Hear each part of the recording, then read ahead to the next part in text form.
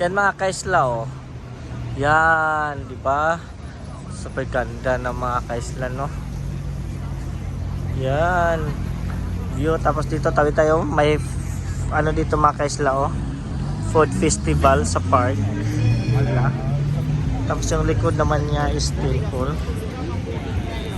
Palit ako tubig ha. Yan. Iba na may mga nagbibenta dito mga kaisla oh.